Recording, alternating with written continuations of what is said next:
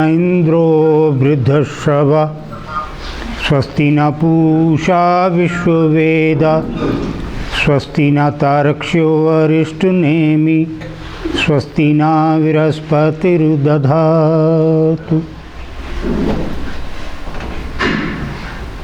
ज्ञान और ध्यान, ये दो ऐसे शब्द हैं जो साथ साथ बोले जाते हैं, पर्यायवाची लगते हैं, सिनोनिमस वर्ड्स। आम बोलचाल में हम कहते हैं चलो कुछ ज्ञान ध्यान की बात करें, किसी के बारे में हम कहते हैं बड़ा ज्ञानी ध्यानी आदमी है, तो ऐसा लगता है जैसे ज्ञान और ध्यान दोनों एक ही बात है, लेकिन ऐसा नहीं है। और यही समझना है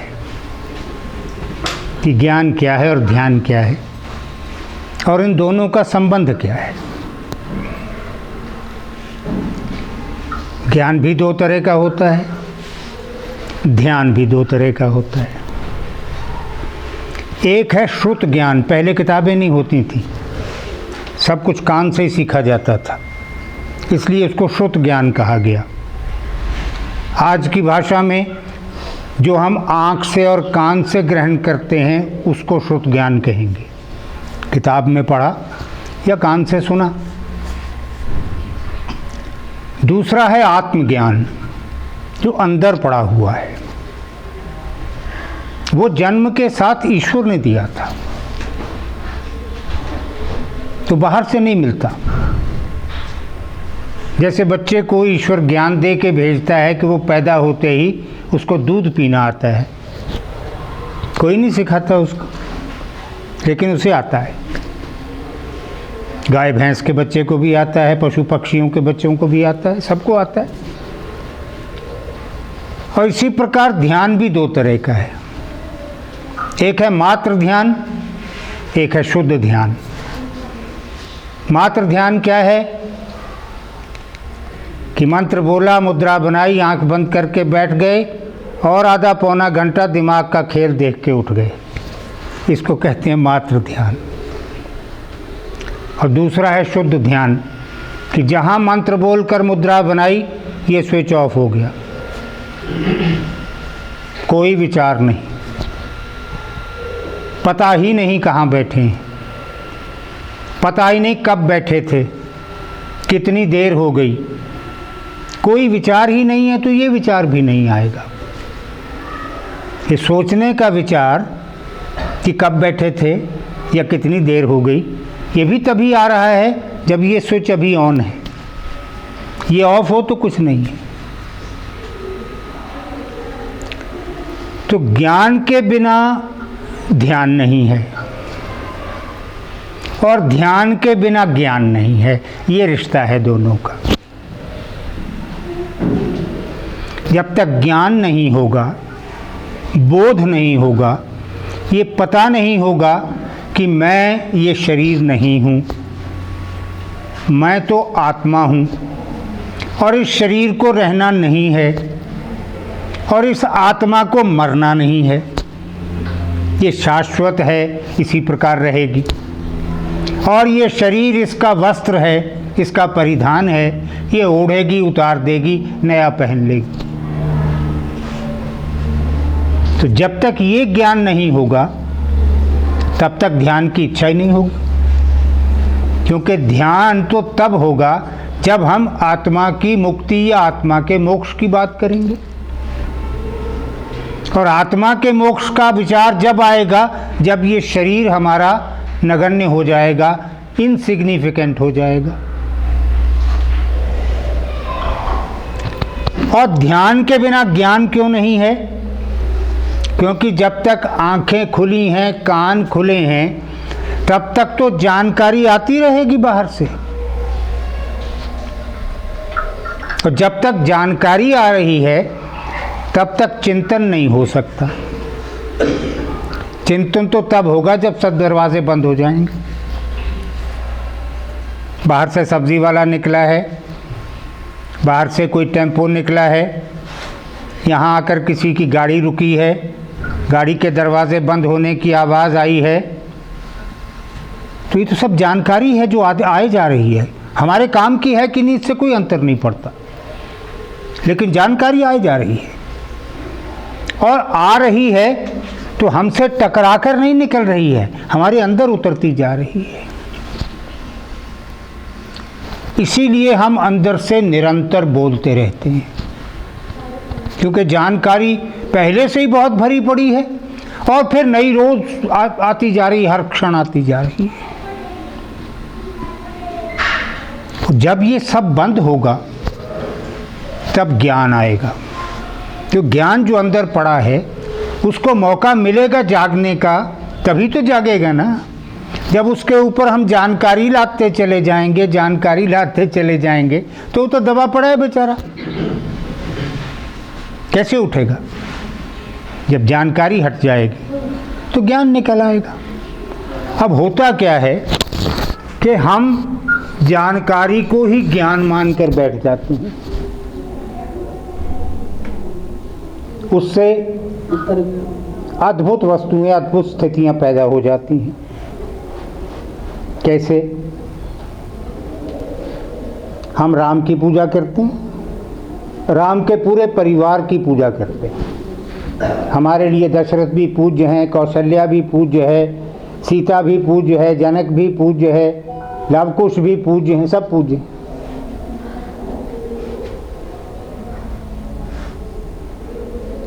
अब राम हुए कि नहीं?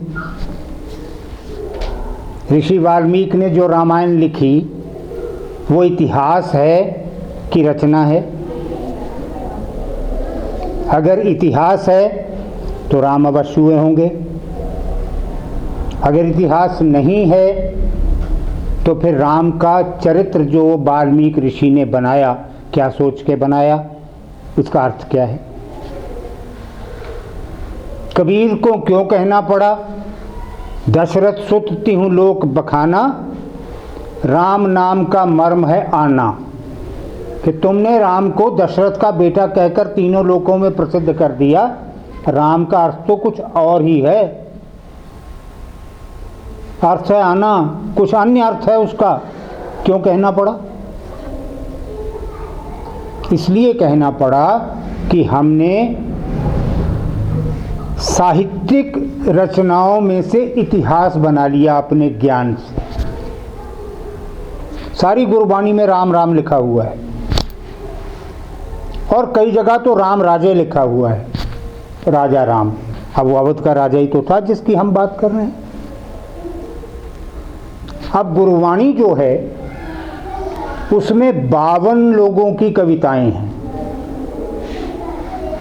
52 संतों भक्तों की वाणी है, जिसमें केवल 7 गुरु हैं। बाकी सब भारत के विभिन्न प्रदेशों से ली गई वाणी है। कोई महाराष्ट्र का, कोई राजस्थान का, कोई कहीं का, कोई वेस्ट पंजाब का, कहाँ कहाँ से लोगों की वाणी इकट्ठी करके गुरु ग्रंथ साहब बनाया गया। जगह जगह राम राम राम। अगर इस राम का अर्थ दशरथ का बेटा ही होता तो फिर पूरे देश के संतों ने इस प्रकार की वाणी की रचना न की होती कि एक नया संप्रदाय जो मूर्ति पूजा के विरोध में बन रहा है वो इसको स्वीकार कर लेता। ज्ञान किसी सीमा पर आके रुक जाता है, और उससे जो कर्मकांड पैदा होता है वो कर्मकांड करोड़ों लोगों की आस्था बन जाता है, फिर उसको हाथ नहीं लगाया जा सकता। राम एक आस्था का प्रतीक बने हुए हैं हिंदुओं की, लेकिन क्या दशरथ सुत की आराधना, दशरथ के बेटे की पूजा ब्रह्म की पूजा है? क्या राम ब्रह्म है? अगर ब्रह्म है फिर तो कोई चिंता की बात ही नहीं। लेकिन फिर प्रश्न क्यों उठते हैं? छुपकर बाली को क्यों मारा? और सीता को रावण उठा के ले गया था तो अयोध्या की सेना और मिथिला की सेना क्यों नहीं बुलाई? वहाँ के लोगों को क्यों लड़वाया रावण की फौज के साथ? ये प्रश्न तो आते हैं, क्योंकि ज्ञान का काम ही तर्क की कसौटी पर परखते रहना है। सारी दुनिया कहती है, सारे धर्म कहते हैं, परमात्मा ने की इच्छा हुई कि मैं अपना स्वरूप देखूं, तो उसने अपनी ऊर्जा अंदर से निकाल के सामने खड़ी की और उसको आदेश दिया कि हो जा। कुरान कहता है उसने कहा कुन, कुन का मतलब है हो जा। बाइबल कहती है उसने कहा बी का मतलब हो जा। हमारे शास्त्र कहते हैं उसने कहा भू का मतलब हो जा। हो जा, क्या हो जा? जो ईश्वर की इच्छा थी। कोई पेड़ बना, कोई पर्वत बना, कोई नदी बना, कोई धरती बना, कोई सूरज बना, कोई चांद बना, कोई तारे बना, कोई स्त्री बना, कोई पुरुष बना, कोई पशु पक्षी बना, सब बन गए। ये इन्फॉर्मेशन है, ज्ञान नहीं, जानकारी है। और ये जानकारी सत्य हो इसका निश्चय भी नहीं है, क्योंकि मूल प्रश्न क्या है कि अगर ईश्वर है तो उसको इच्छा कैसे हो सकती? सब धर्म कहते हैं उसकी इच्छा हुई अपना स्वरूप देखने की। अगर इच्छा हो सकती है तो ईश्वर नहीं है। ईश्वर तो इच्छा से बहुत ऊपर है। इच्छा तो साधारण लोगों की होती है, ब्रह्म की इच्छा कैसे हो सकती? तो ज्ञान फंस गया आके, उत्तर नहीं है उसके पास। और ज्ञान का कोई भी उत्तर अंतिम सत्य नहीं होता। कैसे हो? कितना ही तर्क से बात कर लो, फिर कोई ना कोई प्रश्न चिन्ह खड़ा हो जाएगा कि ये क्यों।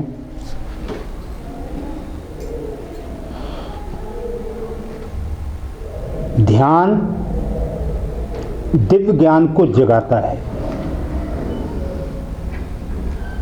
जितनी देर कोई व्यक्ति ध्यान में बैठता है उतनी देर उसका प्रयास यही होना चाहिए कि यहां ना देखूं, क्योंकि यही जगह है जहां से बुद्धि का जन्म होता है और यही जगह है जहां से बुद्धि ऑपरेट करती है। ऑपरेशन ही बंद कर दो बुद्धि का थोड़ी देर के लिए, तो दिव्यता बोलेगी, डिविनिटी बोलेगी अंदर से। और डिविनिटी के बोलने को ही इंट्यूशन कहते हैं। और उसी इंट्यूशन को आगे चल करके साधना के द्वारा, तपस्या के द्वारा त्रिकाल दर्शन में बदला जा सकता है। उसी को बढ़ाकर, उसी की उन्नति करके, उसी का अभ्यास करके पिछले जन्म का, इस जन्म का और आगे के जन्म का हाल जाना जा सकता है। इसको त्रिकाल दर्शन कहते हैं। लेकिन उससे पहले जो शर्त है वो तो ये है कि ज्ञान में स्थित तो हो जाओ। कोई ऐसी चीज जिसके बाद प्रश्न चिन्ह न रहे। अभी तो प्रश्न चिन्ह नहीं समाप्त हो रहे। केवल मात्र मुद्रा बनाकर मंत्र बोलकर बैठने से आत्मा को तो सुख मिल गया, आत्मा को तो ब्रह्म ऊर्जा मिल गई, लेकिन तुम्हारे लिए इतना काफी नहीं है, क्योंकि तुम्हें यहीं नहीं रुकना है, इससे आगे चलना है। और जहां रुके हुए हो अभी उसको भी पूरी तरह अपनी ग्रिप में तुमने नहीं लिया है। पहले उसको अपनी ग्रिप में तो ले लो। एक मोर्चा फतेह करके अगले मोर्चे पर चढ़ाई होती है। इसको अधूरा छोड़ के आगे गए तो पीछे का हाथ से जाएगा। सेना का धर्म यही है कि एक मोर्चा फतेह करके फिर अगले पर चले। तो पहले एक मोर्चा फतेह करो, इसको शांत करो, और जब ये शांत हो जाएगा तो अगला मोर्चा अपने आप सामने आ जाएगा, और वो होगा शुद्ध ध्यान। तो शुद्ध ध्यान लक्ष्य बने और ज्ञान की भटकन समाप्त हो।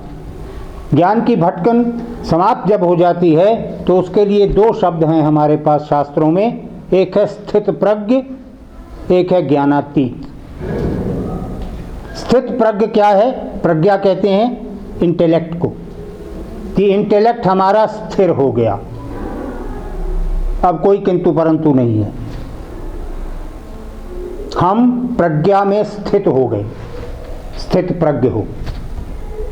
और ज्ञानातीत हो गए, ज्ञान पीछे छोड़ दिया हमने, ज्ञान से आगे निकल गए,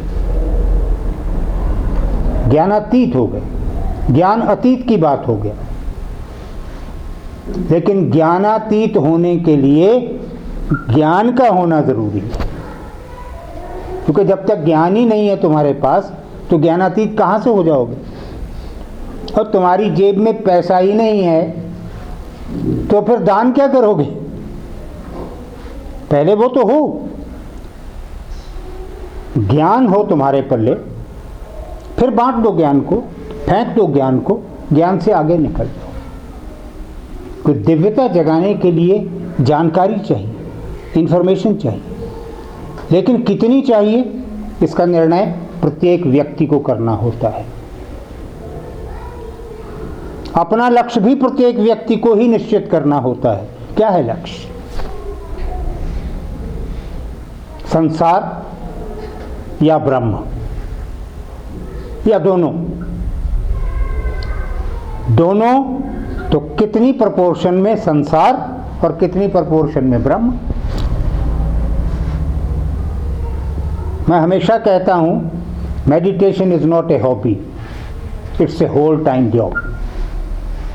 ध्यान हॉबी नहीं है, कुल वक्त का चाहिए। कुल वक्त समाधि में बैठना जरूरी नहीं है। चलते फिरते, काम करते हुए, गाड़ी चलाते हुए, रसोई में रोटी बनाते हुए, कहीं दुकान पर माल बेचते हुए, ये जो है अंदर का अंतर मन, ये उससे जुड़ा रहे, बुद्धि कामों से जुड़ी रहे, ये बैलेंस है। ऐसा नहीं है कि 24 घंटे समाधि में बैठ गए, बैठा ही नहीं जाएगा, शरीर साथ ही नहीं देगा। लेकिन बुद्धि को काम करने दो, ग्राहक से बुद्धि बात करे, माल बुद्धि दिखाए, माल बेचे बुद्धि, पैसे ले बुद्धि, करने दो। ये कहीं और हो, अंतर्मन। अंतर्मन कॉन्शियस तुम्हारी, आत्मा तुम्हारी, ये ब्रह्म से जुड़ी रहे। और ऐसा कठिन नहीं है, करते नहीं हो, कठिन नहीं है। मान लो तुम्हारा कोई बहुत प्रिय घर का व्यक्ति आईसीयू में पड़ा है और तुम दुकान भी खोल गए और ग्राहक भी आ रहे हैं और तुम ग्राहक को डील भी कर रहे हो, लेकिन तुम्हारा मन कहाँ पड़ा है? आईसीयू में। ऐसा नहीं कि तुमने ग्राहक को माल नहीं दिखाया या ठीक नहीं दिखाया या बेचा ठीक नहीं या पैसे ठीक नहीं लिए, लेकिन मन तुम्हारा उस दिन दुकान पे नहीं। दफ्तर में बैठे थे तुम, फाइल पर नोटिंग करते रहे, नोटिंग कोई गलत नहीं की, कहीं धोखा नहीं खाया, लेकिन मन आईसीयू में था। तो इसी तरह से मन को वहाँ छोड़ दो जैसे आईसीयू में छोड़ देते हो, बस अभ्यास की बात। और अभ्यास के अलावा अटैचमेंट की बात है। अगर पड़ोस का कोई आदमी आईसीयू में पड़ा है तो शायद तुम्हारा मन आईसीयू में नहीं पड़ा होगा, लेकिन तुम्हारा बेटा अगर आईसीयू में पड़ा है तो फिर मन आईसीयू में पड़ा है। अटैचमेंट कितनी है किसके साथ? तो ब्रह्म के साथ तुम्हारी अटैचमेंट कितनी है, वही तो निर्णय करेगी। अगर उतनी ही अटैचमेंट है जितनी बेटे के आईसीयू में पड़े हुए पे है या उससे भी ज़्यादा है, तो फिर कोई चीज़ नहीं रोक सकती तुम्हारे अंतर्मन को उसके साथ जुड़ने में। तो ज्ञान इन चीज़ों को क्लैरिफाई करता है, क्लैरिटी देता है, स्पष्टता देता है। और जब सब कुछ स्पष्ट हो जाता है और लक्ष्य स्पष्ट हो जाता है तो फिर कोई बाधा बीच में नहीं आ सकती। इसीलिए मैं कहता हूँ, लड़ाई बाहर किसी से नहीं है, लड़ाई तो अपने आप से है, युद्ध तो स्वयं से है। क्योंकि अपने आप को ही दुरुस्त करना है, हम ही सही नहीं है। सारी विकृतियां, सारी खराबियां तो हम में हैं। तो हमें अपने को ही सुधारना है, अपने से ही लड़ाई लड़नी है। और वो लड़ाई लड़ने की सारी विधि को आत्मचिंतन कहते हैं। जब आत्म अपने आप का चिंतन कर लोगे, हम सबका चिंतन करते हैं, सबके बारे में कमेंट कर सकते हैं, फलाना ऐसा है, फलाना ऐसा है, अपने बारे में नहीं कर सकते। और अगर करेंगे तो वो गलत होगा, क्योंकि हमारे भीतर जो कायरता है, या हमारे भीतर जो नपुंसकता है, या हमारे भीतर जो द्वेष है, वो हम प्रकट नहीं करेंगे। और जो कुछ ग्लोरिफिकेशन हो सकता है वो कर लेंगे और उसको बढ़ा चढ़ा के करेंगे। तो लड़ाई तो आत्म से है, और जब आत्म से लड़ाई होती है तो फिर ध्यान का रास्ता प्रशस्त होता है। और जब ध्यान गहरा होता है तो ज्ञान अपने आप जागता है, अपने आप आता है। इसलिए ज्ञान और ध्यान को साधारण भाषा में ज्ञानी ध्यानी या ज्ञान ध्यान कहकर मत छोड़ो, दोनों के अंतर को समझो। और ज्ञान को एक सीमा तक ग्रहण करने के बाद ज्ञान से आगे निकल जाओ, ताकि ब्रह्मनिष्ठ हो सको। ब्रह्मनिष्ठ का अर्थ क्या है? ब्रह्म में रहना। ब्रह्म में रहना, ये वहाँ जाके नहीं रहना है, यहाँ बैठे हुए रहना है, काम करते हुए रहना है, घर परिवार चलाते हुए रहना है। रहना ब्रह्मनिष्ठ है। और ब्रह्मनिष्ठ अगर तुम्हारा लक्ष्य है तो उसके साधन आसान हैं, लेकिन करने मुश्किल हैं। जिसने करने का मन बना लिया, करने का संकल्प बना लिया, उसके लिए बहुत आसान है। मैं चाहूँगा तुम सबका संकल्प यही बने, सब आत्मज्ञान प्राप्त करो, सबके ध्यान में शुद्धता आए, शुद्ध ध्यान बने, और सबको ब्रह्मनिष्ठ करे ईश्वर। मेरा आशीर्वाद। ओम शांति शांति शांति।